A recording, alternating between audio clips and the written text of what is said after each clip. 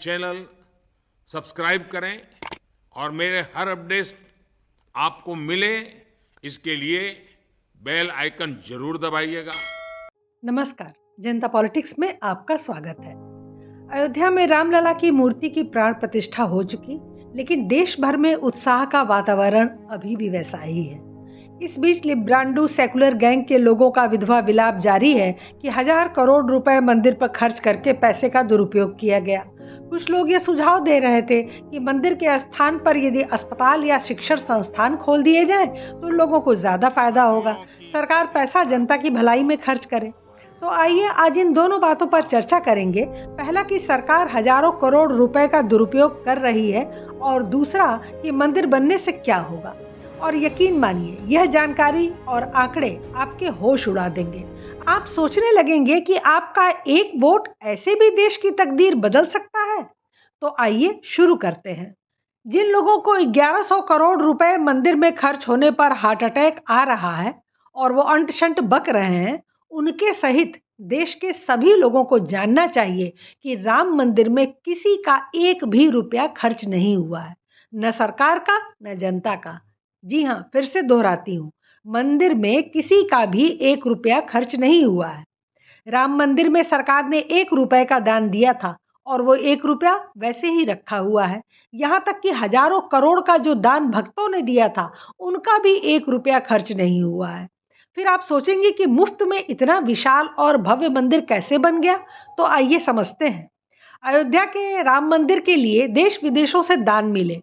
Reports के अनुसार अब तक राम मंदिर को 5000 करोड़ रुपए से अधिक की धनराशि बतौर दान मिल चुकी है। श्री राम जन्मभूमि तीर्थ क्षेत्र ट्रस्ट के अनुसार मंदिर के समर्पण निधि वाले बैंक खाते में ही अब तक 3200 करोड़ रुपए से ज्यादा आ चुके हैं, और यह सारा दान मात्र 18 करोड़ हिंदुओं का दिया हुआ है। मतलब 80 करोड़ में से अभी तक सिर्फ 18 करोड़ लोगों ने दान दिया है। राम जन्मभूमि ट्रस्ट के कोषाध्यक्ष गोविंद देव गिरी जी महाराज ने कहा कि हमने पहले सोचा था राम मंदिर का निर्माण 700 करोड़ रुपए में हो जाएगा, लेकिन जब जमीन के नीचे चट्टान नहीं मिली तो खर्चा और बढ़ गया। इसके बाद भी कई परिवर्तन किए गए हैं। इस तरह से अब तक राम मंदिर के निर्माण कार्य में 1100 करोड़ रुपए से अधिक का खर्चा हो चुका है, और अभी इसके 1400 से 1600 करोड़ तक जाने की उम्मीद है। उन्होंने बताया कि जो हमने सोचा था उससे 3 गुना लोगों ने हमें समर्पण किया। परमात्मा की कृपा ऐसी है कि 33 करोड़ रुपया आया था।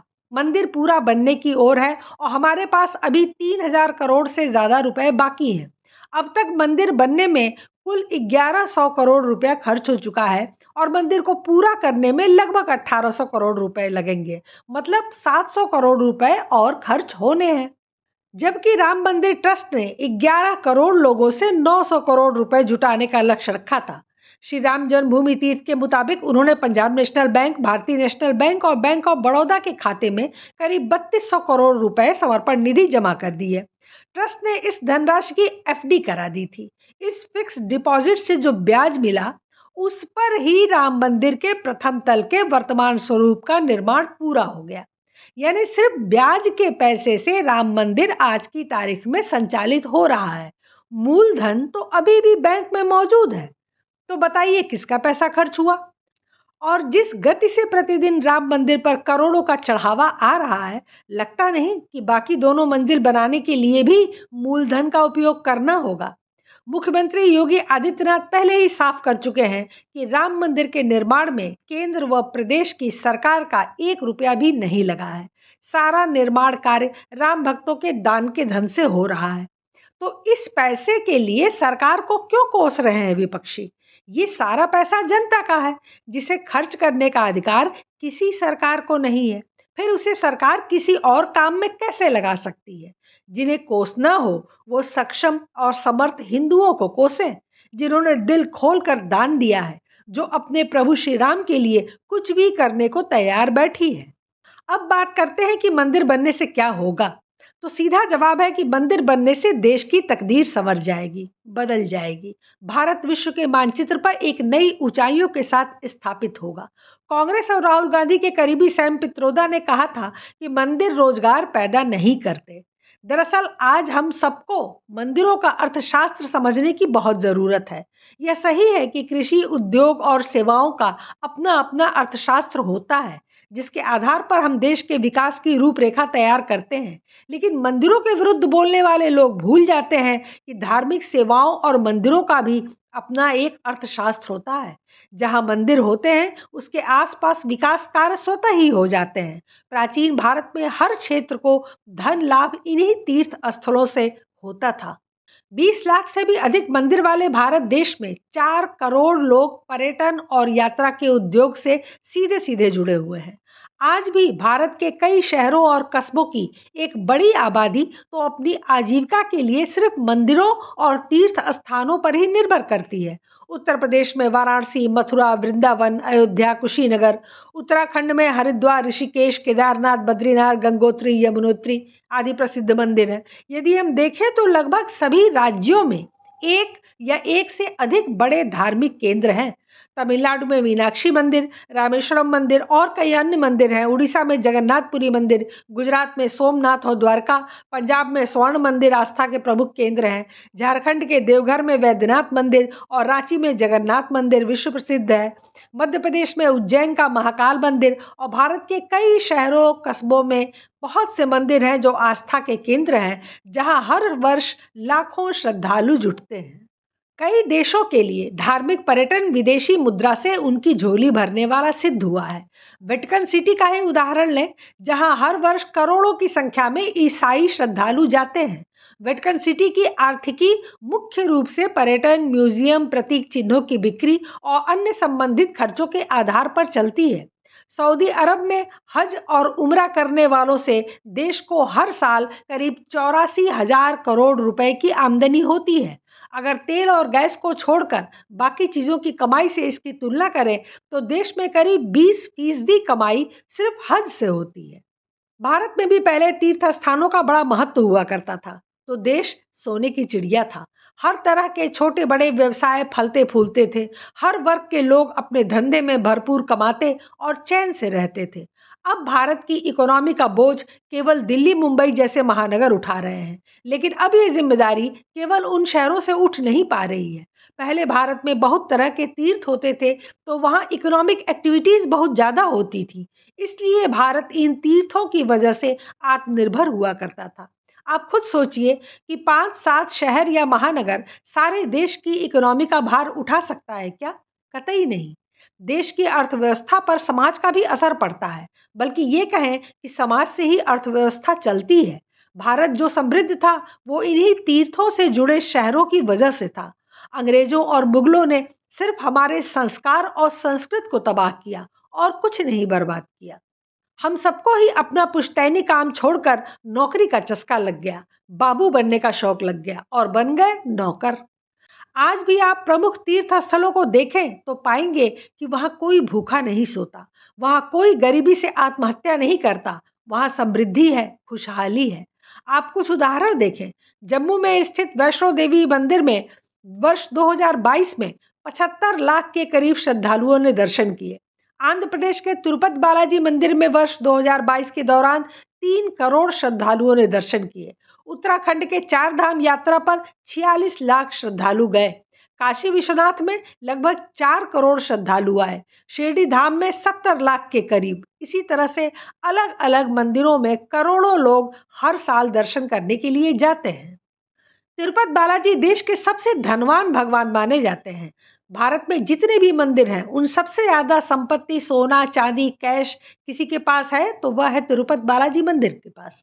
यहाँ प्रति वर्ष 650 करोड़ के लगभग चढ़ावा चढ़ता है और 3 से 4 करोड़ लोग प्रतिवर्ष दर्शन करते हैं। हाँ, ये बात अलग है कि काशी कॉरिडोर बनने के बाद वाराणसी में भी लगभग इतने ही लोग प्रतिवर्ष आने लगे हैं। अब बात करें अयोध्या के श्री राम मंदिर की। स्टेट बैंक ऑफ इंडिया की रिपोर्ट के मुताबिक राम मंदिर बनने से उत्तर प्रदेश को हर साल 25,000 करोड़ रुपए की एक्स्ट्रा कमाई हो सकती है। अयोध्या के मेकओवर से उत्तर प्रदेश आने वाले पर्यटकों की संख्या में बढ़ोतरी होगी। विदेशी ब्रोकरेज कंपनी के अनुमान के मुताबिक राम मंदिर के कारण अयोध्या और भारत आने वाले पर्यटकों की संख्या में 5 करोड़ से ज्यादा का इजाफा देखने को मिलेगा। जेफरीज की रिपोर्ट के अनुसार $10 बिलियन का मेकओवर अब इस प्राचीन शहर को वैश्विक धार्मिक और आध्यात्मिक टूरिज्म हॉटस्पॉट के रूप में बदलने में बड़ा रोल निभाने वाला है। रिपोर्ट के मुताबिक अयोध्या में राम मंदिर के उद्घाटन के बाद भारत में पर्यटन सेक्टर को बड़ा बूस्ट मिलने वाला है। पर्यटन बढ़ने से अयोध्या में hotel, airline sector, hospitality sector, travel, railway, guide, पूजा सामग्री बेचने वाले दुकानदार, मूर्तियां बनाने वाले, छोटे व्यवसायी और ऐसी तमाम चीज़ों को बूस्ट मिलेगा। राम मंदिर के निर्माण से पर्यटकों की संख्या के साथ-साथ अयोध्या में निवेश बढ़ रहा है। निवेश बढ़ने से रोजगार के अवसर पैदा होंगे। ऐसा माना जा रहा है कि अयोध्या में 20,000 से 25,000 नए रोजगार पैदा होंगे। रामलला के विराजमान होते ही अयोध्या वैश्विक धार्मिक स्थल और आध्यात्मिक टूरिस्ट हॉटस्पॉट बन गया है। यहाँ सालाना 10 लाख यात्रियों की क्षमता वाला एयरपोर्ट तैयार किया जा रहा है। 2025 तक इंटरनेशनल टर्मिनल बनाए जाने की तैयारी है, जिसकी क्षमता सालाना करीब 60 लाख होगी।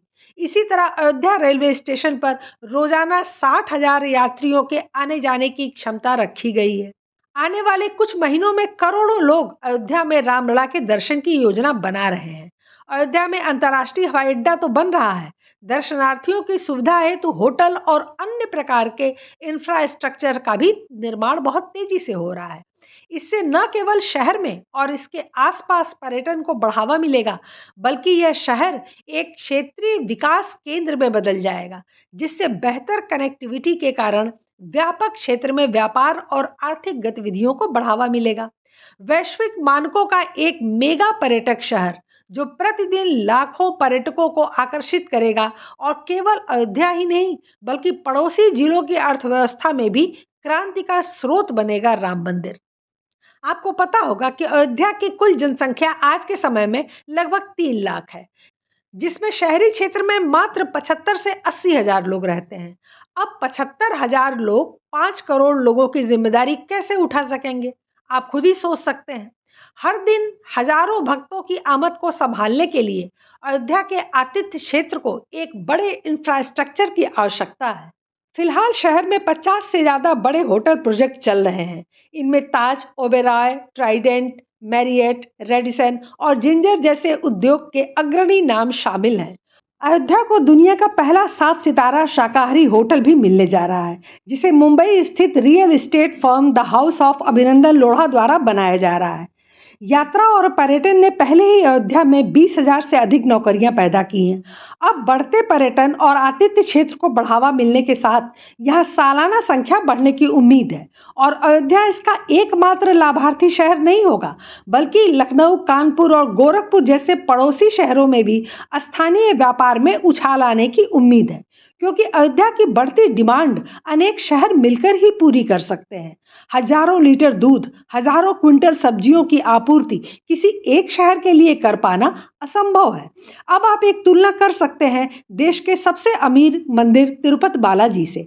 वहां प्रतिदिन 70,000 से 1 लाख भक्त आते हैं, जबकि अयोध्या में प्रतिदिन 2 लाख भक्तों का आना तय है। अभी तो इनकी संख्या 4-5 लाख हो रही है। निसंदेह जब भक्त दुगनी संख्या में आएंगे तो चढ़ावा भी अधिक होगा, जरूरतें भी अधिक होंगी। डिमांड भी तिरुपति से अधिक होगी तो सप्लाई भी अधिक होगी, रोजगार भी अधिक होगा और बड़ी बड़ी कंपनियां जब यहाँ इन्वेस्ट करेंगी तो रोजगार और अधिक बढ़ेगा, डिमांड और अधिक बढ़ेगी।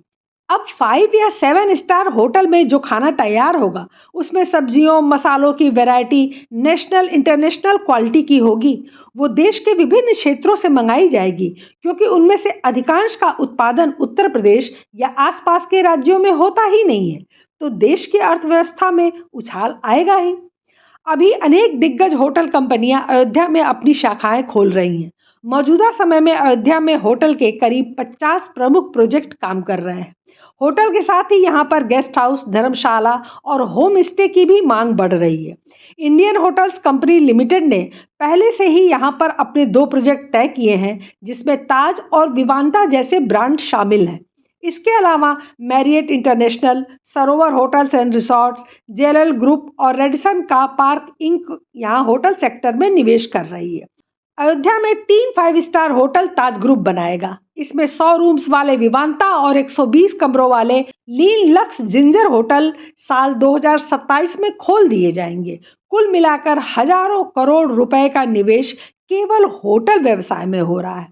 आपको जानकर आश्चर्य होगा कि तिरुपति में वर्ष 2023 में पहले 7 स्टार होटल की नींव रखी गई है और वहां कुल 3 5 स्टार होटल हैं, जबकि अयोध्या में 5 5 स्टार होटल और एक पूर्णतया शाकाहारी 7 स्टार होटल बन रहा है, जो देश में पहली बार बनाया जा रहा है।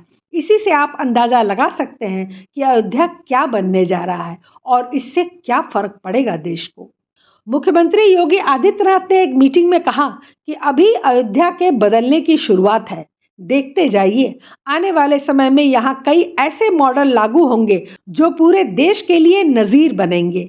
राम के धाम के भीतर विश्व स्तरीय विकसित महानगर जैसा इंफ्रास्ट्रक्चर विकसित हो रहा है, तो इसके बाहरी हिस्से को भी हर तरह की सुविधाओं से लैस किया जा रहा है।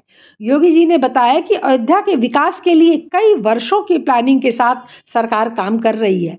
8 नए होटल यहाँ बन रहे हैं। इसके अलावा 25 के प्रस्ताव मिले हैं, जिसमें कई 5 स्टार और 7 स्टार होटल शामिल हैं। देश में पहली बार 7 स्टार शाकाहारी होटल यहीं पर खुलने जा रहा है। लखनऊ से अयोध्या के लिए हेलीकॉप्टर सेवा शुरू हो गई है। कुल मिलाकर 6 हेलीकॉप्टर हैं, जिनमें से 3 हेलीकॉप्टर अयोध्या और 3 हेलीकॉप्टर लखनऊ से उड़ान भरेंगे। ये हेलीकॉप्टर एक बार में 8 से 18 यात्रियों को ले जाएंगे। और अब सबसे रुचिकर बात आपको बता दें कि यूपी ने पर्यटन के साल 2023 में सारे रिकॉर्ड तोड़ दिए हैं। इस साल यहां आए पर्यटकों की संख्या 35 करोड़ से ज्यादा थी, तो विदेशी पर्यटकों की संख्या भी 2.5 करोड़ को पार कर गई। 2023 में उत्तर प्रदेश पर्यटन में नंबर 1 बन गया है। मथुरा और काशी में इस बार गोवा से 16 गुना ज्यादा पर्यटक आए। मथुरा वृंदावन में 6 करोड़ तो काशी में 7 करोड़ पर्यटकों ने भ्रमण किया, जबकि गोवा में केवल 80 लाख ही पर्यटक आए हैं। पर्यटकों के आने के मामले में 6 साल पहले यानी योगी सरकार के आने से पहले उत्तर प्रदेश देश में 4थे नंबर पर था। उस समय गोवा नंबर 1 था, लेकिन इस बार के आंकड़ों की यानी 2023 के आंकड़ों की स्थिति बिल्कुल उलट है। इस बार पर्यटकों की पहली पसंद बन गया है उत्तर प्रदेश। मथुरा और काशी में पर्यटकों के आने के आंकड़े बताते हैं कि लोग धर्म के साथ जुड़ना चाहते हैं और यह सबसे बड़ा परिवर्तन योगी और मोदी सरकार में हुआ है। अब जब इस धार्मिक पर्यटन की संख्या में अयोध्या जुड़ेगा तो क्या होगा, वो आप खुद ही सोच सकते हैं। कैसा भूचाल आ जाएगा उत्तर प्रदेश और भारत के पर्यटन में। अयोध्या में रामलला की प्राण प्रतिष्ठा के बाद आम भक्तों का आना शुरू हो गया है और ये आंकड़े बेहद तेजी से बढ़ेंगे। एसबीआई की रिपोर्ट को माने तो साल 2028 तक भारत की अर्थव्यवस्था 5 ट्रिलियन की हो जाएगी, मात्र 4 साल में। और अकेले यूपी की जीडीपी 50 बिलियन डॉलर को पार कर सकेगी। ये पूरे देश के किसी भी राज्य की तुलना में दूसरे नंबर की रहेगी। आज देश में सबसे आगे महाराष्ट्र है, जहां की जीडीपी का साइज 430 अरब डॉलर है। महाराष्ट्र सरकार ने 2030 तक अपनी इकोनॉमी को 1 ट्रिलियन डॉलर पहुंचाने का लक्ष्य रखा है। वहीं उत्तर प्रदेश की योगी सरकार ने यूपी को 2027 तक ही 1 ट्रिलियन डॉलर की इकोनॉमी बनाने का लक्ष्य रखा है, जबकि यूपी की जीडीपी करीब 294 अरब डॉलर है। महाराष्ट्र के 430 अरब डॉलर की तुलना में बहुत कम है। फिर भी महाराष्ट्र से 3 साल पहले ही यूपी 1 ट्रिलियन डॉलर की इकोनॉमी बन जाएगी। इसके तहत 40 लाख करोड़ रुपए की भारी भरकम रकम खर्च करने की योजना है। अभी महाराष्ट्र, तमिलनाडु और कर्नाटक के बाद यूपी का नंबर आता है, लेकिन 2028 में वो 1 नंबर पर आ जाएगी। तब भारत की इकोनॉमी 5 ट्रिलियन डॉलर के लगभग होगी। उसमें 1 ट्रिलियन डॉलर की इकोनॉमी अकेले उत्तर प्रदेश की होगी, यानी देश की 1/5 अर्थव्यवस्था का भार यूपी उठाएगा। निसंदेह यह योगी जी के चहुमुखी विकास और विस्तार का नतीजा है और केंद्र सरकार के धार्मिक पर्यटन को बढ़ावा देने की रणनीति का नतीजा है। राम मंदिर में एक दिन में 5 लाख पर्यटक, तो एक माह में 1.5 करोड़, एक साल में 18 करोड़। अगर एक दर्शनार्थी औसतन 1,000 रुपए भी खर्च करेगा तो साल में सीधा 18,000 करोड़ रुपए का निवेश हुआ या नहीं। और सबसे बड़ा फर्क पड़ा है लोगों की सोच और विचारधारा में। अब लोग धार्मिक पर्यटन को प्राथमिकता दे रहे हैं, जो मोदी जी का सपना था। राष्ट्रीय जन जागरण या हिंदुत्व की धार को कुंद करने के लिए अब सभी राजनीतिक दलों को अपनी प्राथमिकताएं बदलनी पड़ेंगी। जो राजनीतिज्ञ चुनाव के समय झूठ मूठ की मंदिर परिक्रमा करते थे, उन्हें गंभीरता से विचार करना पड़ेगा और कम से कम यह सुनिश्चित करना पड़ेगा कि वह अब राष्ट्रीय स्वाभिमान की अनदेखी नहीं कर सकते। यह केंद्र और राज्यों में दोनों जगह होगा। इसलिए अपेक्षा करनी चाहिए कि राम मंदिर निर्माण राजनीति में भी एक नई सुबह लाएगा और एक नई आशा का संचार करेगा। वस्तुतः अयोध्या में भव्य राम मंदिर का निर्माण सांस्कृतिक पुनर्जागरण के साथ ही तीर्थाटन के नए युग का संकेत कर रहा है। अपने आध्यात्मिक एवं सांस्कृतिक महत्व के साथ ही यह महत्वपूर्ण घटनाक्रम न केवल भारत के धार्मिक परिदृश्य की दृष्टि से एक मील का पत्थर है, अपितु आर्थिक कायाकल्प का उत्प्रेरक भी है। देश की तकदीर बदलने वाली है और वो भी मात्र 4-5 सालों में। तो हम कह सकते हैं कि आज भगवान राम सबसे बड़े धार्मिक ब्रांड ही नहीं, बल्कि सबसे बड़े बिजनेस ब्रांड भी बन चुके हैं। आज के लिए फिलहाल इतना ही। हमारे चैनल को सब्सक्राइब करें, लाइक करें और सभी प्लेटफॉर्म पर शेयर करें। अपने विचार हमें कमेंट बॉक्स में ज़रूर लिखा करें। कृपया इसे लाइक अवश्य करें। धन्यवाद। नमस्कार।